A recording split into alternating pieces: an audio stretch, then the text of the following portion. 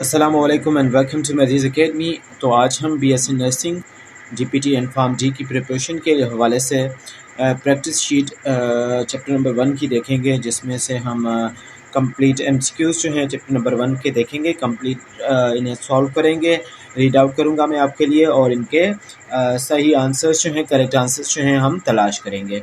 तो आइए स्टार्ट करते हैं। वीडियो को स्टार्ट करने से पहले सबसे पहले मैं ये अनाउंस करना चाहूँगा, आपको बताना चाहूँगा कि अगर आप जो है बीएससी नर्सिंग फार्म डी और डीपीटी की क्लासेस अगर आप लेना चाहते हैं तो स्क्रीन के ऊपर नंबर होंगे, अदरवाइज़ डिस्क्रिप्शन में भी आप नंबर देख सकते हैं। और हमारी बैचेस जो सिंध यूनिवर्सिटी और Karachi university, Sindh agriculture university, Benazir Bhutto university और उसके अलावा बीएससी नर्सिंग के सारे जो कॉलेजेस हैं उनके लिए जो भी यानी कि बैचेस चल रही हैं हमारी, उनमें ज्वाइन हो सकते हैं। तो आज हम प्रैक्टिस शीट जो है वो देखने वाले हैं चैप्टर नंबर 2 की, या फिर आप न्यू बुक में से चैप्टर नंबर 1 भी कंसीडर कर सकते हैं, ठीक है। लेकिन ये बेसिक से एमसीक्यूज़ हैं इंट्रो के, ठीक है। उसके बाद जो है हम चैप्टर नंबर 2 जो कि न्यू बुक के हिसाब से प्रिपरेशन करेंगे।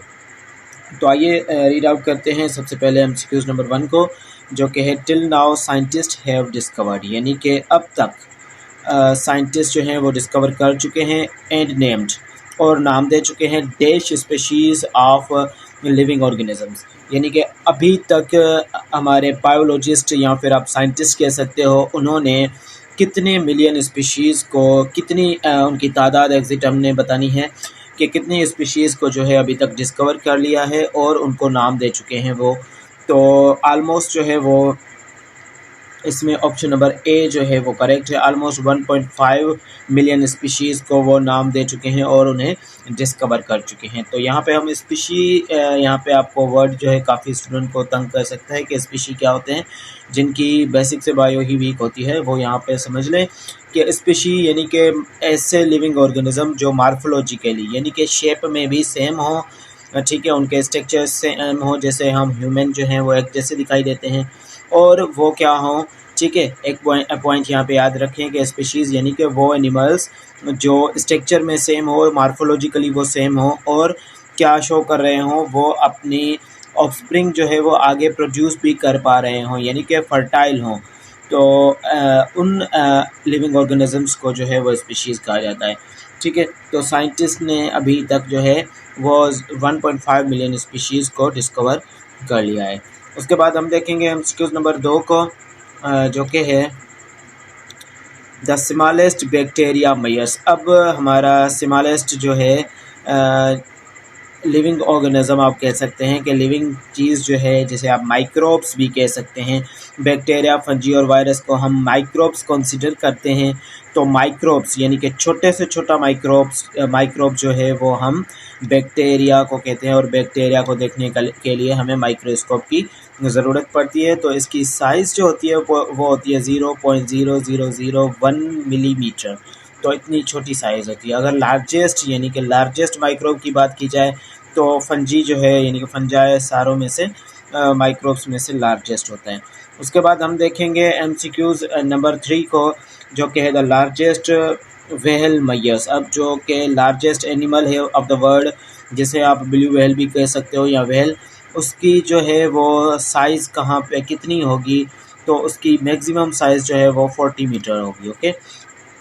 उसके बाद maximum weight of whale is, तो मैक्सिमम वेट जो है जो कि हमसे पूछा जा रहा है एमसीक्यूज़ नंबर 4 में, तो मैक्सिमम वेट ऑफ व्हेल जो है वो 150 टन है। एमसीक्यूज़ इसमें ए जो है वो करेक्ट है। The height of redwood tree is, तो रेडवुड ट्री की यहाँ पे हाइट कितनी होगी, तो क्वेश्चन नंबर 5 का आंसर जो है वो भी यहाँ पे ए है, यानी कि 300 फीट जो है इसकी हाइट होगी रेडवुड ट्री की। ये दुनिया का सबसे ऊंचा दरख्त है, ठीक है। उसके बाद हम देखेंगे एमसीक्यूज़ नंबर 6 को, जो कि है the interaction within the population. एक क्या है, इंट्रैक्शन है विथ इन द पॉपुलेशन, ठीक है। Interaction within the population of animal species known as, ठीक है। तो एनिमल स्पीशीज़ के बीच में इंट्रैक्शन को हम स्टडी करेंगे तो हम उसे कौन सी ब्रांच में करेंगे, या उस ब्रांच को क्या टर्म करेंगे, उस चीज़ को क्या नाम देंगे। तो एमसीक्यूज़ नंबर 6 का आंसर जो है यहाँ पे हम उसे कहेंगे सोशो बायोलॉजी, ठीक है, यानी कि एनिमल बिहेवियर और इंट्रैक्शन एनिमल्स का। उसके बाद हमारे पास आ जाता है MCQs नंबर 7, जो कि है the science that deals with the use of data. वो साइंस जो डील कर रही हो डेटा के इस्तेमाल से और टेक्निक से, डेटा और टेक्निक से, ठीक है, ऑफ इंजीनियरिंग की डेटा और technique and technology for the study and solution of the problems of human being. यानी कि वो साइंस की ब्रांच या वो साइंस कह सकते हो जिसमें हम डेटा एंड टेक्निक्स इस्तेमाल करें, किस चीज़ की, इंजीनियरिंग की फील्ड की टेक्निक्स एंड टेक्नोलॉजी को इस्तेमाल करें इंसान के प्रॉब्लम सॉल्व करने के लिए, ह्यूमन बीइंग से प्रॉब्लम सॉल्व करने के लिए एंड सॉल्यूशन ढूंढने के लिए, तो हम उसे क्या कहेंगे, बायो टेक्नोलॉजी। यहाँ पे ऑप्शन नंबर ए करेक्ट होगा। The molecule of living organism are mostly based on, तो मॉलिक्यूल्स जो होते हैं जो कि लिविंग ऑर्गेनिज्म में पाए जाते हैं, जिन्हें आप ऑर्गेनिक मॉलिक्यूल्स भी कह सकते हो। तो मॉलिक्यूल्स ऑफ लिविंग ऑर्गेनिजम्स जो होते हैं वो मोस्टली बेस्ड होते हैं कौन सी चीज़ पे, वो मोस्टली कार्बन पे बेस्ड होते हैं। तो ऑप्शन नंबर ए जो है इसमें करेक्ट होगा। ऑप्शन क्वेश्चन नंबर 8 का जो करेक्ट आंसर होगा वो ए होगा। ओके, उसके बाद हम बढ़ेंगे क्वेश्चन नंबर 9 की जानिब, जो कि है the sugar, okay, amino acid and fatty acid, glycerol, purine and pyrimidine are, ये क्या होते हैं हमारे पास, ये सिंपल मॉलिक्यूल्स होते हैं, कॉन्जुगेटेड होते हैं, कंपाउंड होते हैं, या आल। तो ऑप्शन नंबर ए यहाँ पे करेक्ट होगा। ये सिंपल मॉलिक्यूल्स होते हैं, यानी कि ये मैक्रोमर्स होते हैं, ठीक है, सॉरी, ये मोनोमर्स होते हैं, और ये स्मॉल मॉलिक्यूल्स होते हैं। आप इन्हें सब यूनिट्स भी कह सकते हो। ये यूनिट्स होते हैं छोटे से, जो कि छोटे से यूनिट्स होते हैं प्रोटीन के, जिससे हम अमाइनो एसिड कहते हैं, और अमाइनो एसिड की ही मिलके आगे जो है वो बना रहे होंगे प्रोटीन। और शुगर के जो स्मॉल मॉलिक्यूल्स हैं आप उन्हें मोनोमर्स कह सकते हैं, ठीक है। तो फैटी एसिड्स जो हैं वो लिपिड्स के हैं, ग्लाइसरॉल और फैटी एसिड दोनों लिपिड्स के हैं, और ये प्यूरिन और प्रिमिडाइन जो हैं ये न्यूक्लिक एसिड के हैं, ठीक है। तो इसी तरह से ये मोनोमर्स हैं हमारे पास, सिंपल मॉलिक्यूल्स हैं। ऑप्शन नंबर ए यहाँ पे हमारे पास करेक्ट होगा। द क्वेश्चन नंबर 10 है द पार्ट ऑफ अर्थ, यानी कि हमारे अर्थ का part inhabited by living organisms, जहाँ पे लिविंग ऑर्गेनिजम्स रहते हों, इनहेबिट करते हों उस एरिया को, उसे क्या कहा जाएगा, क्या उसे जियो कहा जाएगा, अर्थ कहा जाएगा, या फिर उसे बायोस्फीयर कहा जाएगा। तो यहाँ पे बायोस्फीयर यानी वो एरिया ज़मीन का जहाँ पे लिविंग ऑर्गेनिज्म रहते हो, तो उससे हम बायोस्फीयर कहेंगे। तो ऑप्शन नंबर ए हमारा यहाँ पे करेक्ट होगा। उसके बाद हम बढ़ेंगे क्वेश्चन नंबर 11 की जानिब, जो कि है it refers to specific geographical area. ये रेफ़र कर रहा है एक खास यानी कि स्पेसिफिक जियोग्राफिकल एरिया को, where all communities live together, जहाँ पे सारी कम्युनिटीज़ एक साथ मिल के रहती हैं। तो ऑप्शन नंबर ए यहाँ पे करेक्ट होगा, ठीक है। एक ऐसा जियोग्राफिकल, स्पेसिफिक जियोग्राफिकल एरिया समझ लें, ठीक है, यहाँ पे जहाँ पे सारी कम्युनिटीज़, अब सारी कम्युनिटीज़ जैसा कि आप ऐसा ले लें कि इंसान भी मिल के रहते हों, बुफेलोज़ की स्पीशीज़ भी रहते हों, ह्यूमन्स की पॉपुलेशन भी वही रहती हो, ठीक है, और दूसरे दीगर लिविंग ऑर्गेनिज्म भी मिल के वहीं रहते हों, ठीक है। तो इस तरह के एरिया को जो है वो इकोसिस्टम कहा जाएगा, ठीक है। तो उसके बाद हम बढ़ेंगे क्वेश्चन नंबर 12 की जानिब, जो कि है द 2 और more population of different species.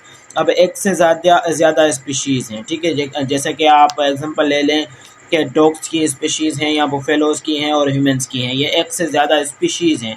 Species मैंने आपको समझा दिया है कि वो लिविंग ऑर्गेनिज्म जो कि रह रहे हों, एक एरिया को इनहेबिट कर रहे हों, और वो मार्फोलॉजिकली सेम हो, यानी कि उनकी शेप सेम हो, और वो क्या हो, आगे अपनी नस्ल पैदा कर सकें, लेकिन वो नस्ल भी क्या हो, फर्टाइल हो, यानी कि वो भी आगे अपनी नस्ल प्रोड्यूस कर सकें।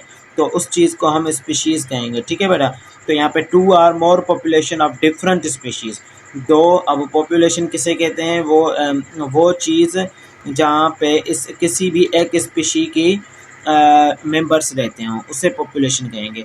तो यहाँ पे डिफरेंट स्पीशीज़ हों, उनकी पॉपुलेशंस हों, और क्या कर रहे हों, लिविंग एंड इंटरेक्टिंग, यानी कि किसी एरिया पे रह रहे हों और उनका एक दूसरे के साथ इंट्रैक्शन भी हो, ठीक है, तामुन भी हो, एक ही एरिया पे रह रहे हो, तो उस एरिया को हम क्या कहेंगे। तो उस एरिया को क्वेश्चन नंबर 12 जो है इसका आंसर भी क्या होगा, यहाँ पे कम्युनिटी होगा। ठीक है, यहाँ पे कम्युनिटी होगा, यानी कि जैसा कि आप कह सकते हैं कि कम्युनिटी में कौन से, अब हम जिस माहौल में रहते हैं वहाँ पे हमारे साथ डॉग्स भी रह लेते हैं और बुफेलोज भी होते हैं, हमारे आसपास परिंदे भी होते हैं।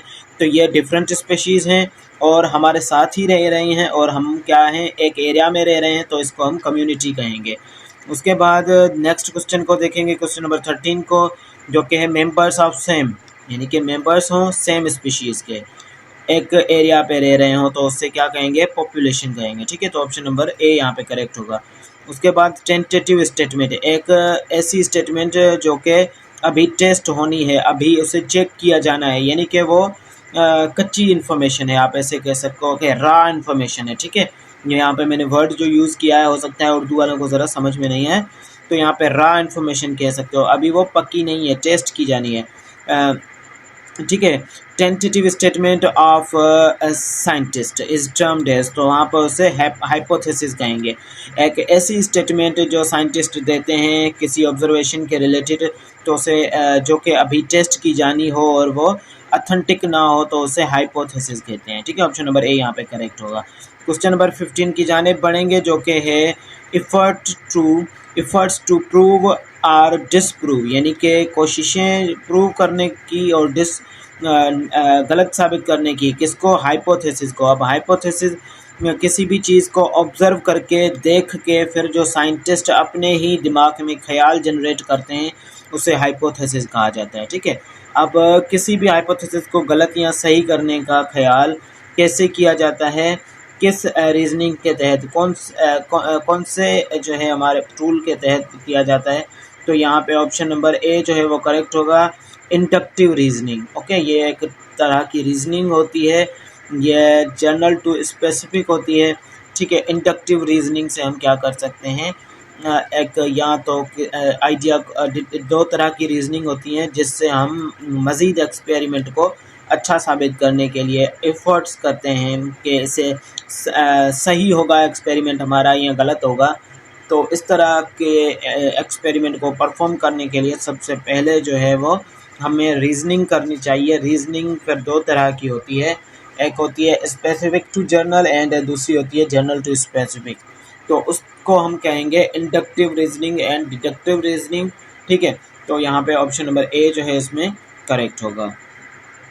उसके बाद हम बढ़ेंगे रिपीटेशन ऑफ एक्सपेरिमेंट्स। अब तजुर्बे बार बार किए जाएं, रिपीटेशन की जाए। ठीक है बेटा, on the basis of ifs and buts. ठीक है, इफ बट्स, यानी कि अब हम क्या करें, एक्सपेरिमेंट को जो है वो बार बार रिपीट करते जाएं कि इफ़ ये, अगर ये हो रहा है तो ये भी हो सकता है। ठीक है, लेकिन ये हो गया है, लेकिन बट, ठीक है, बट यहाँ पे बट से समझें कि लेकिन ये हो गया है, एक्सपेरिमेंट किया है और कोई चीज़ हो गई है, तो साइंटिस्ट एक दूसरे को कहेंगे कि इफ़ अगर हम ऐसे करते तो ये होता। ठीक है, तो अगर के बुनियाद पे और लेकिन के बुनियाद पे रिपीटेशन जो बार बार करते हैं वो कैसे करते हैं, तो क्वेश्चन नंबर 16 वो हमारे पास डिडक्टिव रीजनिंग पे करते हैं। ठीक है, समझ में आ रहा है कुछ? अगर नहीं समझ में आ रहा तो कमेंट बॉक्स, और उसके अलावा आप अगर बैच में ये क्लास जा रही है तो बैच वाले तो डायरेक्टली पर्सनली उन्होंने अपॉइंटमेंट ली हुई है तो पूछ सकते हैं। ठीक है, उनके तो एक चुटकियों में ही उनका वॉइस करना होता है बस उन्हें। In recent times the rate of infant mortality was. ठीक है, रिसेंट टाइम में रेट ऑफ इन्फेंट मोर्टेलिटी जो है वो क्या हो चुकी है, क्वेश्चन नंबर 17, यहाँ पे ऑप्शन नंबर बी डिक्रीज। ठीक है, यहाँ पे इन्फेंट जो मोर्टेलिटी होती है वो डिक्रीज हो चुकी है।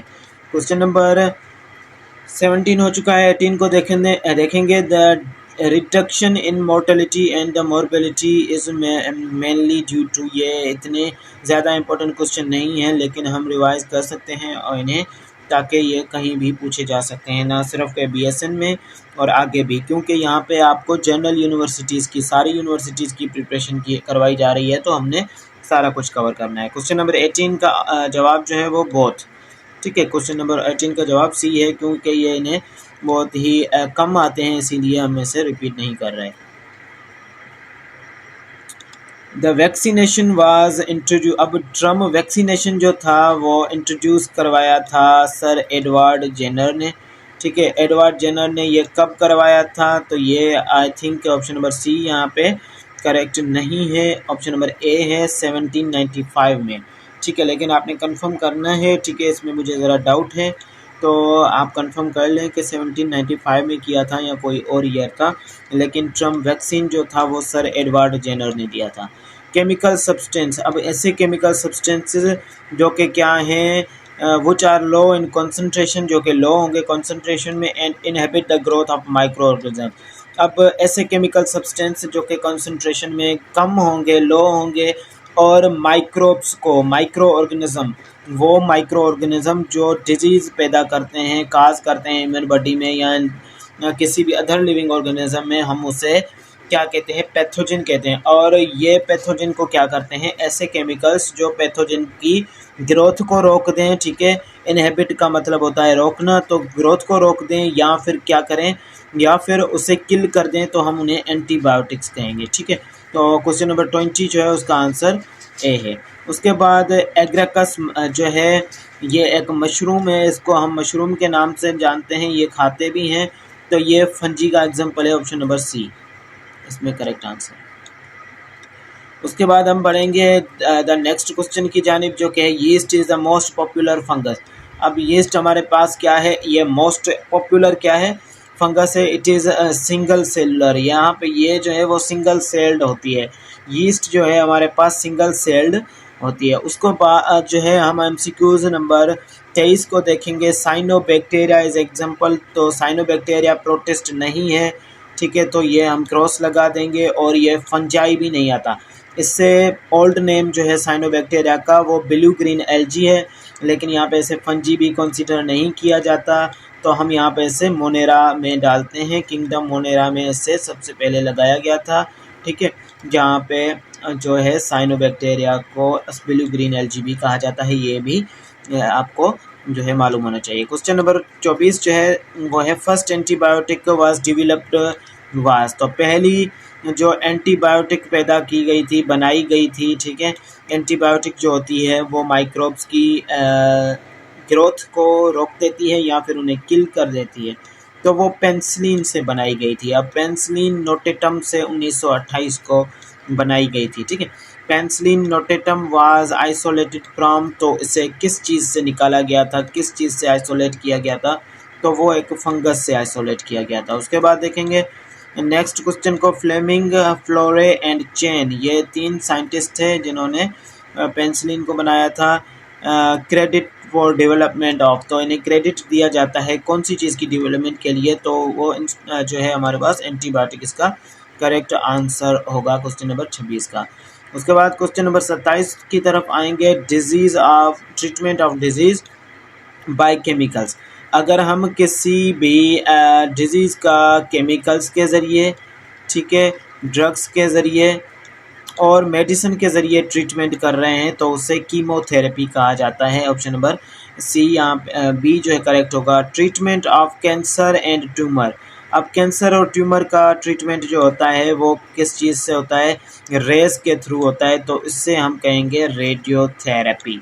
ओके, उसके बाद जो है since science of growing terrestrial plants, अब ऐसी साइंस जिसमें टेरिशियल प्लांट्स ग्रो किए जाएं एरिएटेड सॉल्यूशन में, तो हम उसे क्या कहेंगे? हाइड्रोपोनिक्स कहेंगे। ठीक है, ऑप्शन नंबर ए यहाँ पे करेक्ट होगा। वन बेनिफिट ऑफ हाइड्रोपोनिक्स, अब हाइड्रोपोनिक्स का एक बेनिफिट क्या है? That it helps in control of, तो ये weeds, soil and disease both and B, तो यहाँ पे both A and B correct होगा, क्योंकि यहाँ पे जो कि सॉइल डिजीज़ को भी अवॉइड करता है और वीड्स को भी अवॉइड करता है। हाइड्रोपोनिक्स की मदद से हम ऐसे प्लांट्स जो हैं डेवलप कर सकते हैं जिनमें डिजीज़ भी कम हो और वहाँ पे वीड्स भी नहीं होंगे, तो ऑप्शन नंबर सी जो है 30 का करेक्ट होगा। उसके बाद जो है हम क्वेश्चन नंबर 31 की जानिब आएंगे। टेक्निक यूज टू प्रोड्यूस, एक टेक्निक जो कि use to produce duplicate copies of genetic material, जिसमें हम जेनेटिक मटेरियल की डुप्लीकेट कॉपीज़ पैदा कर सकते हैं। सेल और इंटायर ऑर्गेनिज्म, सेल को भी प्रोड्यूस कर सकते हैं या फिर एक living organism, entire living organism पैदा कर सकते हैं, तो उसको हम कहेंगे क्लोनिंग। और यहाँ पे क्वेश्चन नंबर 31 जो है उसका आंसर बी होगा, क्लोनिंग कहते हैं ऐसे टाइप को। द फर्स्ट मेमल, पहला मेमल जो था जिसे क्लोन किया गया था तो वो थी डॉली, एक शीप थी। ओके, उसके बाद first mammal clone was done in, तो फर्स्ट मेमल को जो है वो क्लोन किया गया था सबसे पहले 1996 को। क्वेश्चन नंबर 33 का आंसर जो है यहाँ पे सी करेक्ट है। उसके बाद हम आएंगे लास्ट जो है क्वेश्चन 3 उनकी जानिब। One of the following is product of cloning, कौन से जो हैं वो क्लोनिंग के प्रोडक्ट हैं? तो क्वेश्चन नंबर 34 जो है उसका आंसर हमारे पास हमने ढूंढना है। तो identical twins, non identical twins, both and B and none of these. तो आइडेंटिकल ट्वाइंस जो हैं वो प्रोडक्ट होते हैं क्लोनिंग के। इंसुलिन ग्रोथ हार्मोन, ठीक है, यहाँ पे इंसुलिन हमारे पास हार्मोन है ये भी, और ग्रोथ हार्मोन भी हार्मोन है। इंटरफेरॉन एंड एंटीथायरोबिन, ये प्रोडक्शन जो है वो कैसे होती है, इज़ अचीव्ड बाय, कैसे की जाती है? तो डीएनए रिकम्बिनेंट एंड क्लोनिंग, तो ये क्लोनिंग से की जाती है। By introducing small fishes will help eat the mosquito larva, ठीक है, दिस में बी टर्म्ड इज, इसको हम क्या कहेंगे? ऑप्शन नंबर बी इसमें करेक्ट होगा, बायोलॉजिकल कंट्रोल। ठीक है, यहाँ पे हम क्या कर सकते हैं? स्मॉल फिशेस को इंट्रोड्यूस करवा सकते हैं, मॉस्किटो के लार्वा जो होते हैं पानी पे, उसको खाने के लिए। तो यहाँ पे ये बायोलॉजिकल कंट्रोल कहा जाएगा। तो ये जो था चैप्टर नंबर 1 के, जो कि ओल्ड बुक में से लिए गए हैं, इंशाल्लाह कभी कभार जो है वो पूछे जाते हैं, इसीलिए आपके साथ ये शेयर किए गए हैं।